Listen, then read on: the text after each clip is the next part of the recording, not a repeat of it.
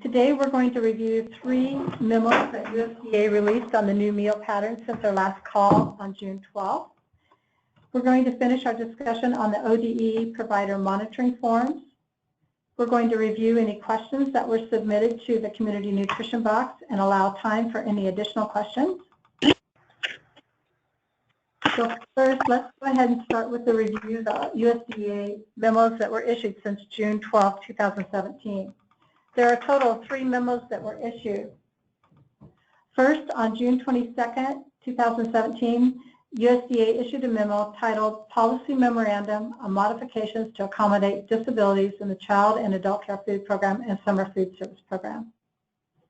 This memo outlines the requirements for CACFP sponsors and providers and summer food service sponsors to provide reasonable modifications to program meals or meal service to accommodate children or adult participants with disabilities.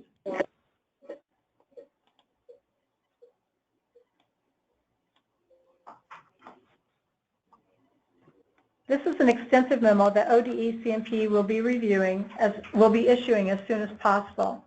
If after you have gotten the memo and you review it and you have any questions, please contact your assigned specialist. Vicki, what was the date of that memo? The date of that memo is June 22nd, 2017 from USDA. ODE has not issued the memo yet.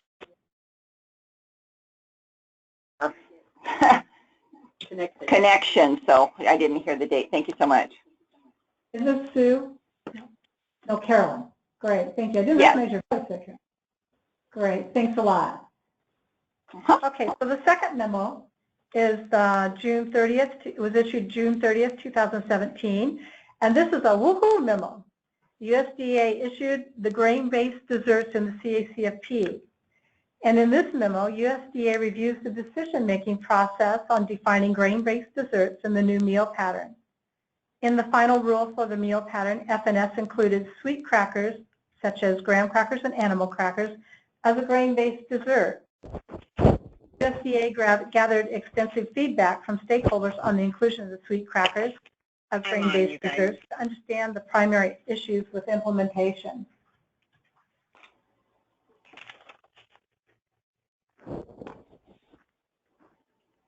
Feedback USDA received showed no longer allowing sweet crackers as a part of a reimbursable meal would be particularly challenging compared to the other grain-based desserts. So the stakeholders reported that sweet crackers are appetizing, low cost, and shelf-stable, and are frequently served in at-risk after-school programs and rural areas because of these attributes. Considering the feedback USDA received, FNS is excluding sweet crackers from being designated as a grain-based dessert. Woohoo! Which means graham crackers and animal crackers can be offered as a part of the reimbursable meal as a grain component. However, as a best practice, FNS encourages providers to serve sweet crackers on a limited basis because of their higher added sugar content. So ODE CMP will be distributing the memo as soon as possible, which will include a revised Exhibit A. So the Exhibit A that you received as part of the meal pattern training in April will be revised, showing that the graham crackers and animal crackers will be credible. If you have any questions after reviewing the memo and the revised Exhibit A, please contact your specialist if you have for those questions. The third memo that USDA issued is an additional on June 30th, 2017, was documenting meals in the CACFP. This is the memo we referenced in our June call that would provide guidance on what needs to be included on provider menus to properly document portion sizes. This memo does not provide any specific guidance, but does state that FNS will revise policy guidance to further clarify meal documentation requirements and offer best practices for demonstrating compliance with the meal pattern requirements. Specifically, USDA will be issuing guidance on the menu documentation in 4 separate memos, one on fluid milk, one on grain requirements, one on infants, and one in a general Q&A. There is no timeline provided as to when these 4 memos will be issued. ODE CMP will be distributing the memo as soon as possible, and if you have any questions, please contact your assigned specialist when you review the memo. One of the things we would like to obtain from you is any feedback on what you would like to see on menu documentation. And so, Carolyn and Debbie, I believe you're already unmuted. If you would like to share anything that you would like to see as being on the menu documentation. It sounds like the state agency has some flexibility in how the documentation can be done. Well, gosh, we haven't really talked about that other than to say that the way that we've been doing it, everyone's been doing it for so long, is making sure that the meal components are there, the children are there. The part that's of concern to us is the possibility that providers would be required to write quantities.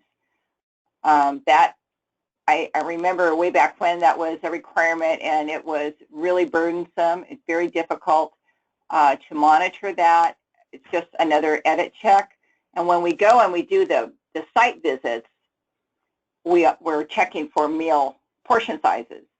And I would prefer that regarding documentation on a menu that is submitted to us, that it's continued to not require portion sizes, but as monitors, that when we're there, we're looking at the portion sizes and doing training on that. So for me, that's the main thing that I have to share regarding how I feel about the whole issue right now. Debbie, do you have anything to add? No, I don't. I agree with that completely. Debbie agrees. We did talk about this Yeah, in staff meeting. Yeah. Carolyn, I would have one question, and that is, if USDA requires that portions be documented on the menu, what kinds of methods do you think would work for your area, for your providers? Well, let's say it's almost. We don't have any choice. Okay, if it is absolutely required, then I think the menu form needs to say what the component the portion sizes are for each component on the form itself.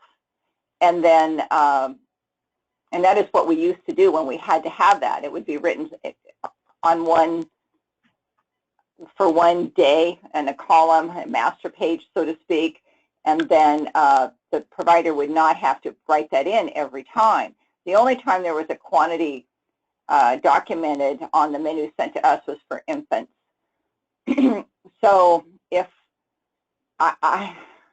I'm very much hoping that USDA does not require that, and if they want to require it on a planning menu, that's different than writing it on a menu that they give, that they send to us to be monitored on a monthly basis.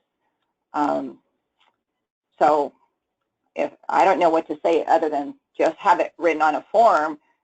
And for us, most of our providers are using the web-based program, and I'm fairly certain that that vendor will come up with a solution, because it's going to impact many, many states, not just Oregon. So do you have anything to add to that, Debbie? Well, I just hate to see, if they do portion sizes, that they have to do individual per child. Oh my God, even yeah. Worse. So, yeah.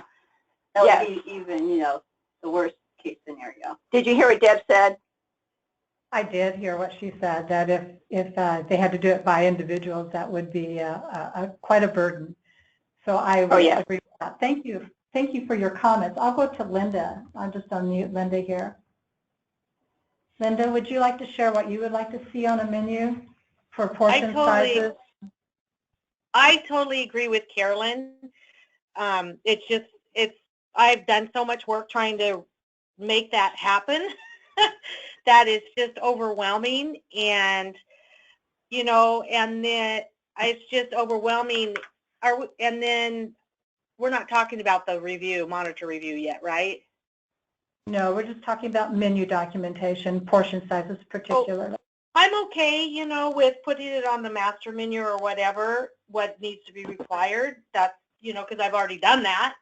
But we did put the portion sizes, on the menu, but it's not, but the provider should be able to look at that and go, okay, for 3 to 5-year-old, this is what I need to serve. It's all required there, and just write it down. And, you know, now that we've got the milk issue taken care of for each child. So you probably don't know what I'm talking about. But I'm a little confused about what you're saying about the milk issue. Well, there's different requirements of milk. So what we tried to do is, in the check-in of the children, we just asked what milk is being served. So they would have to write that so we know that that requirement's being met. I see. Thank you. Let me go on to Sue.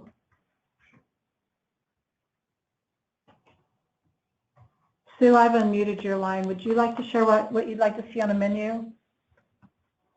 On the menus themselves, frankly, I think that is more something that we would be looking at when we observe the meal itself. However, if USDA is going to require that providers, write the amounts of food for each child, I guess I'd rather go back to the old style of menus. I mean, I really don't want to, but the old style of menus that we used to have had guidance on there as to meal sizes. And then the providers would just write the food itself rather than the sizes.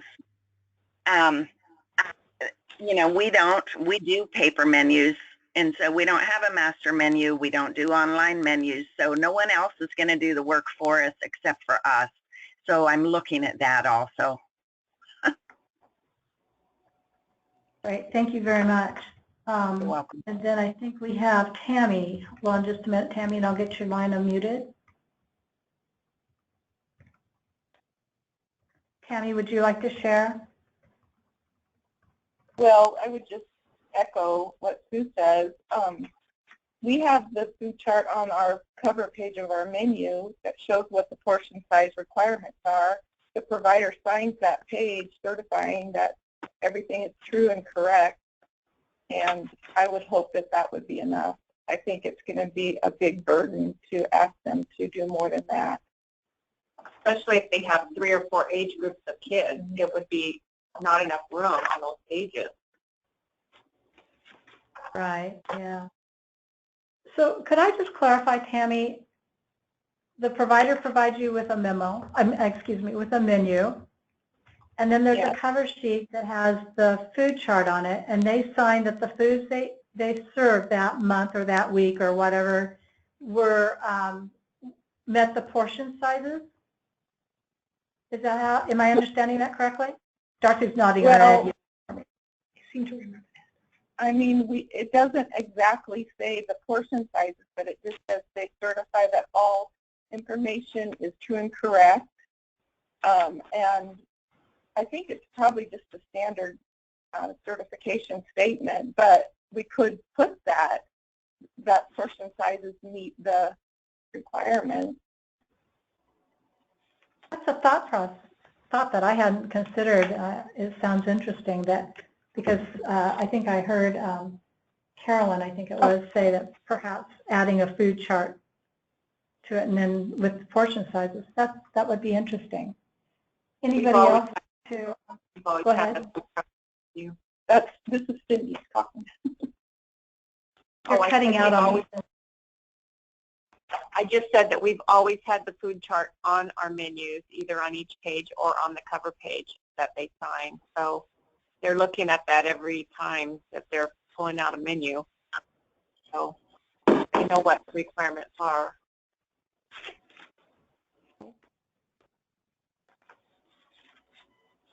Okay, I'm unmuting everybody else's lines, and so that means you don't all talk at once, but would anybody like to add anything else to ideas about what could be put on the menu or how the menu could be designed? Yes. This is Linda, and we have that same menu. We always have had the portion sizes for the providers. And they sign it too with that agreement that it is true and accurate. And this is Sue. I would I would like to suggest, we used to have the menus with all of the portion sizes, but I really like the idea of, you know, a portion size guide that they do sign. I mean, it would just be one extra piece of paper rather than having to redo all of our menus. I kind of like your idea too.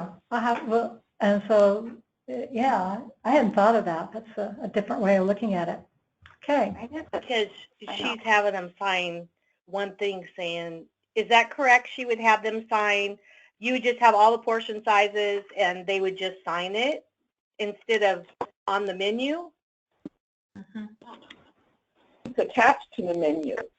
That's Yeah, what it's it's attached to the menu. Exactly. But if we have the portion sizes on it, we could leave it at that point, right? Not do it again, redo it? We haven't made any decision about that just yet. We're just entertaining thoughts. And your thought here about having the food chart with a certification statement is something I've just never even thought about, and I'm not sure. It's always on the menus, at least for us. Mm-hmm. Yeah. I don't know if you've seen it.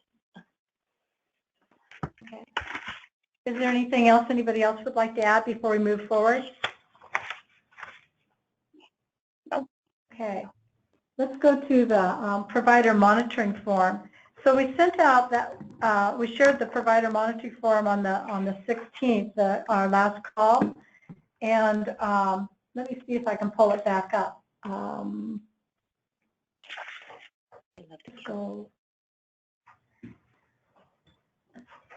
Go down to here. Down below.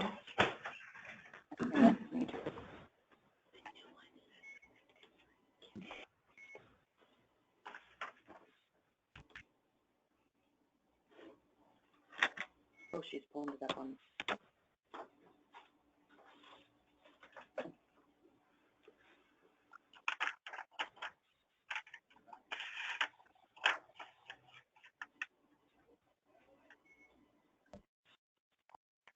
Hopefully you should be able to see the provider monitoring form. And we received one person's comments, and they had some changes, just some minor changes. Has anybody else kind of thought about this form and any other changes or thoughts on it? I do. Carolyn and Debbie, would you like to start with some ideas or thoughts on the Sure. Well, I did send an email and I didn't get an answer, and I understand our form is different because we use an electronic form, but everything that you have on this form and then some is on a document that we take with us when we do our reports. It's called the Provider Summary Worksheet, and it lists all the children, all their names, their dates, their birthdays, their schedules, everything like that, as well as all the information that's on the application for the provider. So our question is, in addition to the review questions that are on here, can we, as a part of our review, just attach that to our our visit review form so that we don't have to rewrite all this information? Attach it to their online review. If I'm understanding, if your review form has all this information on it, I think that's one of the things we said is that you could use your own form if it had all the other information, all this information on it. Well, what I'm saying, Vicki, is that our app that we have that we turn on when we get to the home, it automatically populates date, time, location, all that good stuff. And what we're taking with us in addition is a summary sheet of all the provider information that has, okay, yeah. What I think I'm hearing you say is as long as it has their name, their age, their enrollment information, all that good stuff, we can use that additional document rather than have to write it all on this form. because we scan everything and put in the provider file.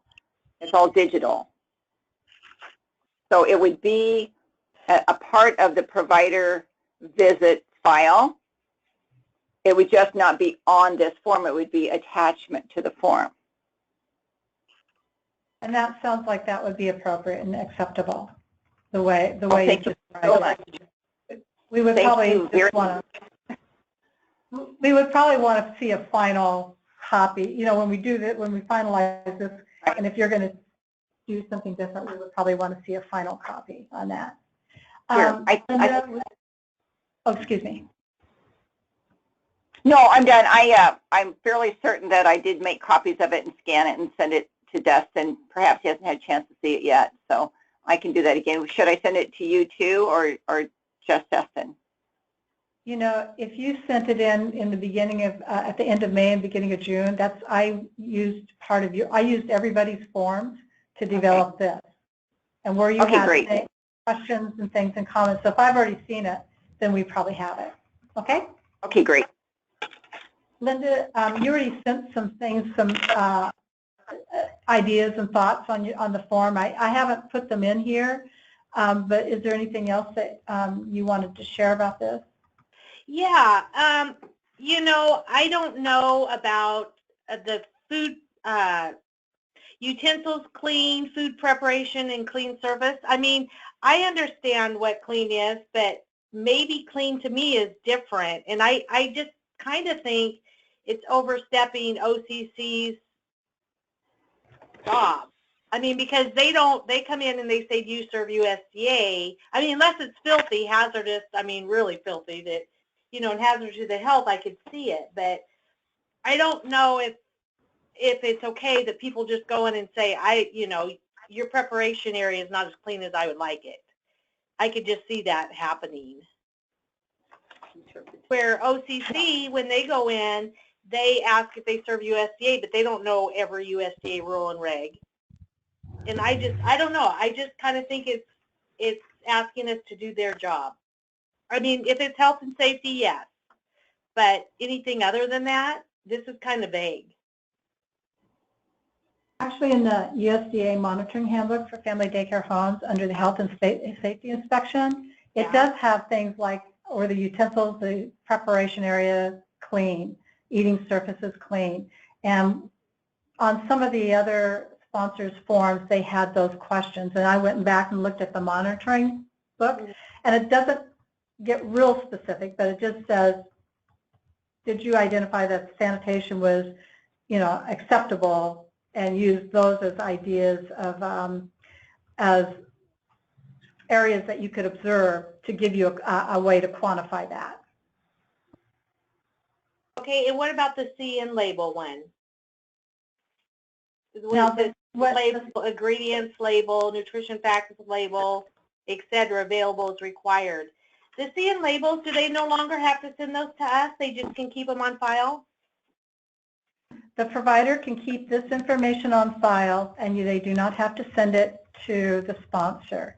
So CN label, if the provider is serving a commercially prepared combination food, then they would need to have a CN label or an ingredient label, or the nutrition facts label to talk about sugar content of the yogurts and the cereal. I was sitting there, just walked out of my mind what the other one was. And so those kinds of things the provider needs to keep. And then when the monitor goes out and does their review, they would want to see it for the foods that are being served at that time. Okay, so if we have CN labels here, do we just send them copies of them and send them back? You could do that, or you can just ask the provider if they have copies in their home. If not, they can, however it works for you. Okay. And for your providers, if they've sent them in and don't still have them. I guess one of the things you'd want to check is to make sure they're still using that particular brand. Yeah, okay. And Any then other you got comments the others, right? Yes, and I'm taking a look at those. Any other comments? We surely would like the count number, that's for sure. Can I go back to the CN label? Yes. I was under the impression that the in-home daycares had to keep them on file. The provider in And home, the sponsors. with the new change in the meal patterns, during our training, we said the sponsors no longer have to keep these, the CN labels or the nutrition facts labels, but the provider needs to have either the original or a photocopy or a Xerox copy or a photograph of the CN label. It needs to be legible because sometimes photographs are blurry. And they would need to have the manufacturer's name and the CN label on it. And the ingredient label, if they're like whole grain, to show that it's whole grain bread grains, they need to keep those labels on file so the monitor can go in and verify that they are serving whole grain items and meet the sugar content. Okay, thank you very much. And those labels need to include the manufacturer's name and the name of the product. Okay. Sue, do you have any thoughts on the provider's monitor form?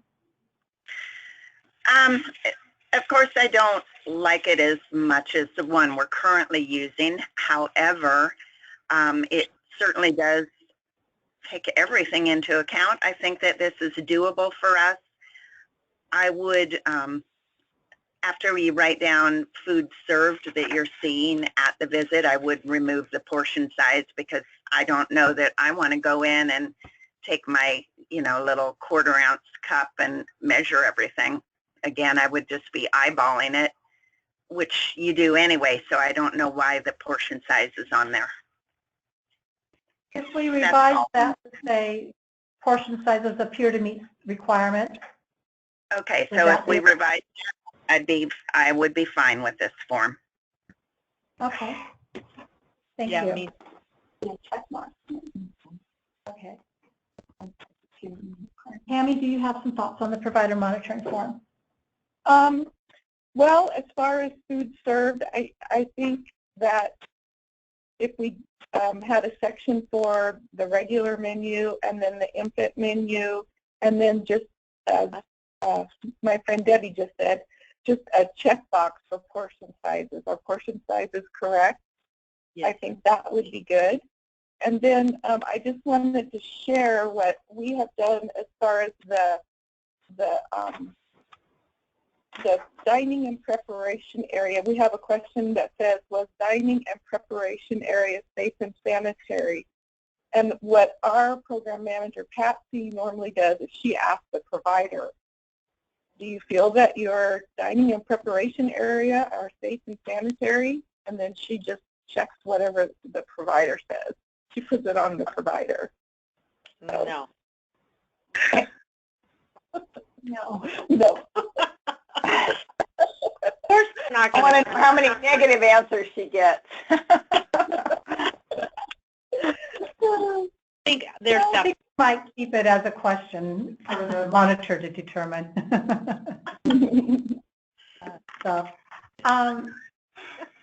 Could you clarify for me on the food served, a section for regular menu and infant menu? Would you like another column for infant menu? Is that it?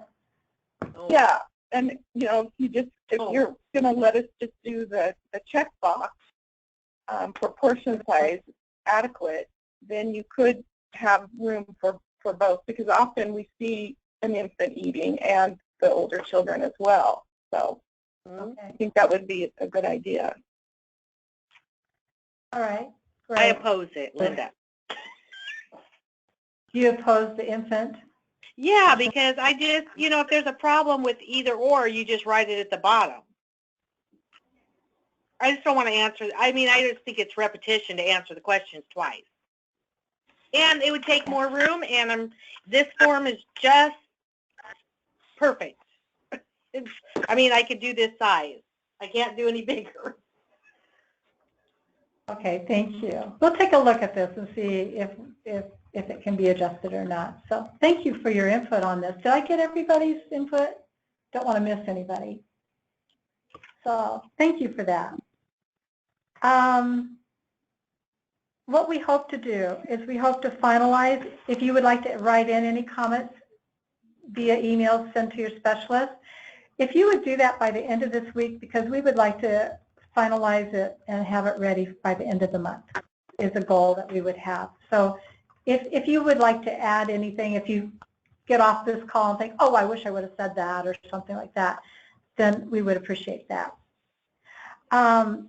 So the next item on the agenda is any questions submitted, and let me go switch my screen here so we can see the agenda again. And so any questions submitted? At this time, since the June call, we haven't received any meal pattern questions. Like I said, we'll be sending out the 3 memos issued by USDA. And if you come up with any questions based on those memos or anything else, would you please submit them to the ODE Community Nutrition inbox? But does anybody have any questions about the new meal pattern topics that you would like to include on future calls? Do you have any idea when we're going to find out about the portion sizes? We're going to get an answer, or is that just? From the memo that we received on the menu documentation, it's difficult to identify. USDA did not give a date, and they said in this memo that they will be revising it based on those other 4 memos, fluid milk, bread grains, infants, and the updated Q&A. So it sounds like we might be receiving a series of memos, and so it might be a week, because like on Friday we got 3 memos at one time, or it might be over a matter of months. So ODE is taking your feedback, and we're going to just work through this and come up with some guidance for you. Yeah, because I mean, waiting till the last minute is really going to be hard to recreate stuff if we have to recreate stuff. I understand that, and we really understand how important it is for you to know as soon as possible. So the memo gave us some flexibility to make some guidance, and we're going to be working on that very soon. Well, Vicki, thank you so much for chatting with us and getting our feedback and input on developing this form. I really appreciate it. Thank you. Thank you. I appreciate your comments on that. Is there, just going back to questions, we have some more time, but is there any new meal pattern questions that you might have, or on any of the guidance that you've already read or received? Shirley has worked on some Q&As on and the alternate? Yeah, we haven't sent that one out. The fluid milk. We sent out Q&As on fluid milk that we got from our trainings with everybody, and she's been working on meat alternates, and then that should be going out fairly soon. And then we will have more of the Q&As on the other components like infants and bread grains to send out. So it's kind of a process for us, and it's a fluid process in that as we receive guidance from USDA, we may need to make some changes. Vicki, you may have answered this already, and I just didn't write this one down, but it regards infants. Now that whole egg, or in October when whole egg can be claimed on infant menus, does that mean then that infants can have pancakes or waffles?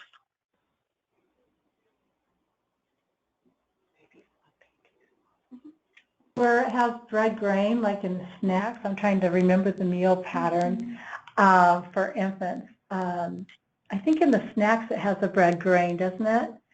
I believe. Yeah, it should be allowable as part of the bread grain whenever there's a bread grain that they're because they can have eggs now. Right. Okay. So all right. Can I ask clarification on that? Are you talking about for breakfast, like in place of infant cereal, or for a snack? I was talking about a snack because I believe they still have some infant cereal. Yes. Right. Right. And I'm talking about specifically on the infant menu production record where it says a bread grain, and on the meal pattern where it says a bread grain is allowable, optional, Right. is allowable. Okay, thank you. Any other meal pattern questions? No. Any questions, Jen? I have a question. Go ahead. I just want to be clear about the fact that I think Dustin mentioned last month that there will be no fiscal consequences for the first year of implementation of this. So how do we deal with it as far as when we're on a review or reviewing a menu? Do we just make notes That would be. but not make deductions? The transition memo has the information that there are no disallows for meal pattern issues that are out of compliance with the new meal pattern changes. And what the memo also states is that technical assistance should be provided.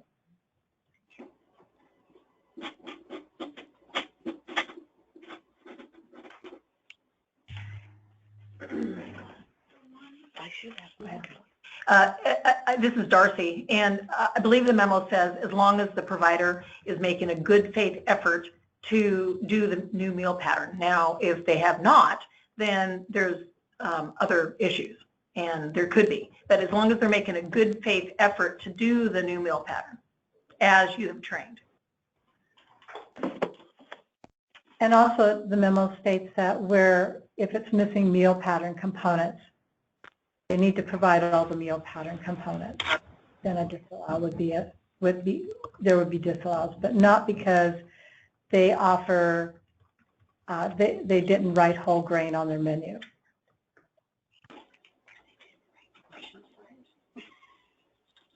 Other questions about the meal pattern?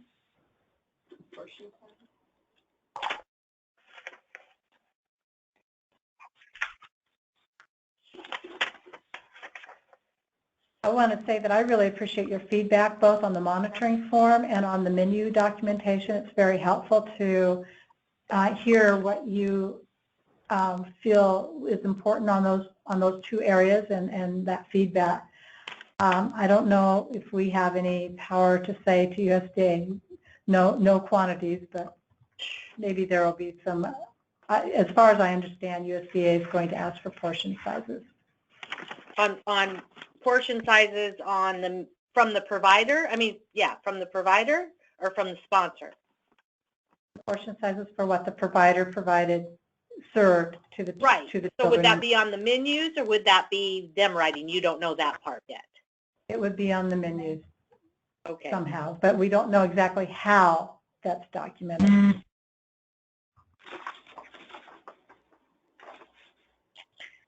Vicki, I have actually another question on the monitoring form. And Okay. it's that question about are fewer children present than normally claimed, yes or no, and explain. For us, that's sort of a red flag if the provider is always claiming 8 or 10 kids and we go there and there's 2. So we would do a parent survey at that point. But I don't feel that it's necessary on the form itself. You don't feel that question is necessary in the form? The kids are there? I need to look at the guidance again to verify whether, because what we tried to do is put what was required by USDA on this, and that's right too. It is a red flag, and that's why that question is to help the monitor identify that would be a red flag, and that there should be a very good, valid reason why fewer children are in care than usually claimed. But I would have to go back and look at the monitoring guide to verify if it should not, if it can be taken off. All right. I appreciate that. Thank you. So can I point something out here? And this is the discussion Debbie and I were just having. She said, sure, she would always know that. But on the other hand, sometimes I go and do random visits with people, and I don't necessarily know what their normal number is until I get back to the office and look at a claim. So I'm just throwing that out there because if a sponsor didn't have a caseload per monitor per se, and I don't know if that's how everybody does it or not, you wouldn't necessarily know when you drop in what the normal number of kids is. I guess if you look at the enrollment or the attendance, you would know. And if that's the point, you know, during the 5-day reconciliation, if that's where you're supposed to get your information. Yeah. So I just think it's one of those questions. I agree with Sue. It's like that's something that you would kind of look at in the office more than there. Yeah, because you would certainly see it on the previous month's menus that you're looking at home also. So I think it's great, Carolyn, that maybe you do some random drop-ins. I'll do random drop-ins, but I do my staff. I don't go by myself on random drop-ins. Yeah. But that's great that you do. Well, anyway, just the point is it would be hard to know that. Yeah, I can understand that point. So we'll take a look at that and look at the requirements and see how what we're required to have on that. Okay? Okay. Other questions or thoughts about the new meal pattern?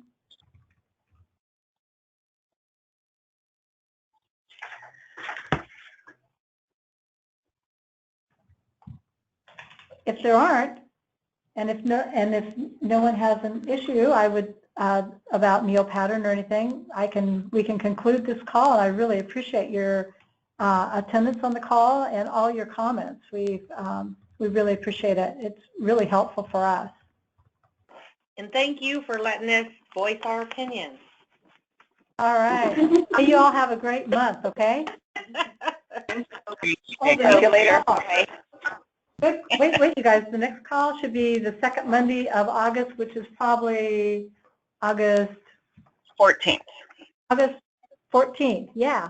Okay. See you then, huh? Uh-huh. Thank you. Bye. Okay, bye.